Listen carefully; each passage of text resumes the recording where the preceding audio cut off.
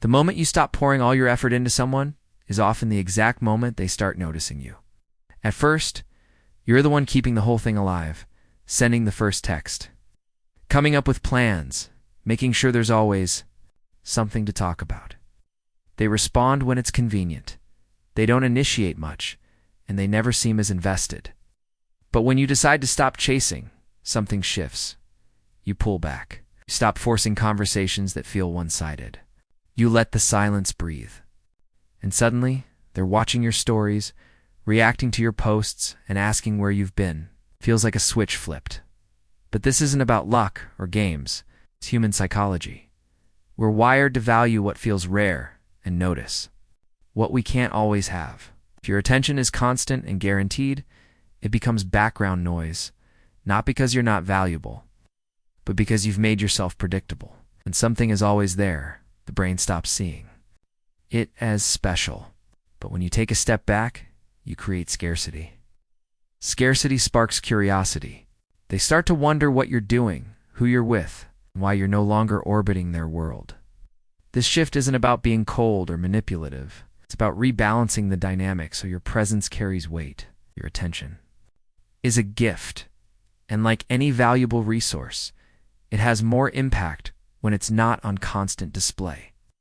The key is to stop trying to keep their interest alive with constant effort and instead give them space to feel your absence. In that space, they have the chance to realize what you brought to their life and whether they act on that or not. You've already taken the most important step, showing that you know your worth. People rarely value what comes to easily. It's the same in every area of life. The things we work for mean more to us than the things handed to us without effort.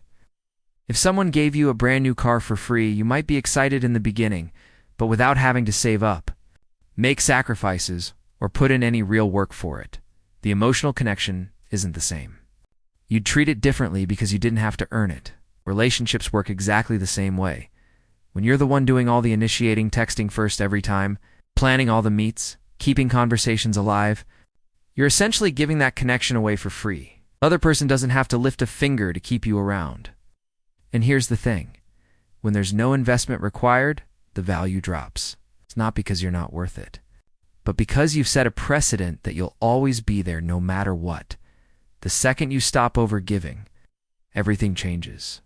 Suddenly, if they want to maintain the connection, they have to step up. They have to send that first message. They have to suggest a plan. They have to show you they're interested. And when they do, something powerful happens. They feel more emotionally connected to you. Why? Because human beings are wired to value the things they've invested in.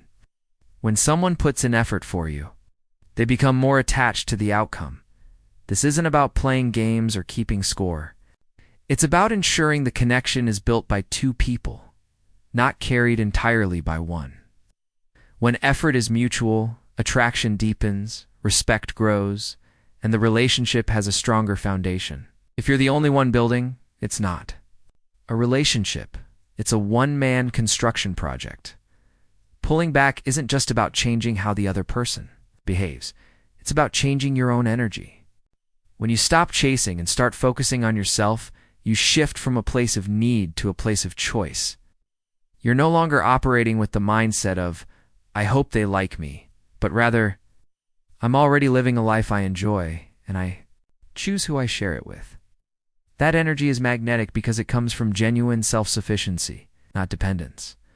The moment you stop pouring all your time into keeping someone else interested, you free up space to invest in yourself. You start doing the things that make you feel alive, whether that's hitting the gym, diving into hobbies, building your career, or exploring new experiences. You develop a sense of purpose that isn't tied to another person's approval. And here's the truth. People can feel that. They can sense when you're fulfilled on your own versus when you're seeking. It's validation to fill a void.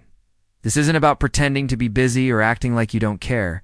It's about actually building a life that excites you. When you're living with purpose, you naturally become less available in a healthy way. And your interactions carry more weight because they're coming from someone with a full, vibrant life. That's what makes you attractive. Not the constant availability, but the sense that you're already whole and their presence is something you choose. It's not something you need. Ironically, the less you depend on someone for your happiness, the more they're drawn to you. Confidence, independence, and self-growth create a natural pull that's far stronger than chasing ever could. You stop trying to be enough for them and instead focus on being enough for yourself, and that changes everything. Predictability is the silent killer of attraction. Someone knows exactly when you'll text, what you'll say, and how. The conversation will flow. The sense of anticipation disappears. There's no excitement in something that feels guaranteed. Human beings naturally crave novelty, curiosity, and a touch of uncertainty, not chaos or mind games, but the kind of unpredictability that keeps things feeling alive. When you're constantly available, you unintentionally remove that sense of intrigue. They already know they can reach you anytime, so there's no urgency or specialness in hearing from you. But when you start living your own life, letting conversations happen naturally instead of forcing them, you give the other person something to look forward to. That gap between interactions creates space for them to miss you, wonder what you're doing, and feel genuinely excited when you do connect. One of the most powerful things you can do is end interactions while the energy is still high. Don't drag conversations until they fizzle out. Leave them wanting more. Wait to reply until you actually have the time and mental space to engage fully. Not to play games, but to make sure your presence feels intentional rather than habitual. And here's the key. When you have your own passions, goals, and responsibilities, this unpredictability happens naturally. You're not sitting around waiting for the next message, you're living your life. And that makes every interaction richer because you actually have new experiences, stories, and energy to bring to the table. Attraction isn't built on constant contact. It's built on moments that feel fresh and exciting. By breaking the pattern of predictability, you replace routine with curiosity, and curiosity is what keeps someone leaning in, wondering what it's like to be closer to you. If you keep giving your all to someone who's only giving you the bare minimum, they won't see it as generosity, they'll see it as the standard.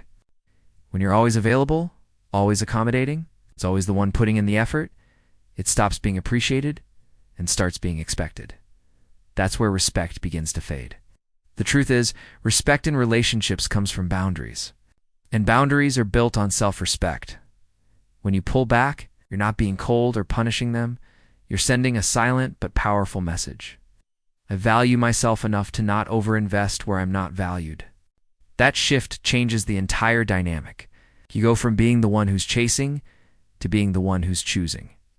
And when you're the chooser, you set the terms of who gets your time and energy. This space also works like a filter. If the other person truly values you, they'll step up when you stop doing all the work. They'll initiate. They'll reach out. They'll match your effort. But if they fade away when you stop carrying the relationship, you've just uncovered the truth. They were never as invested as you were. It's better to learn that now than to keep pouring into someone who won't meet you halfway.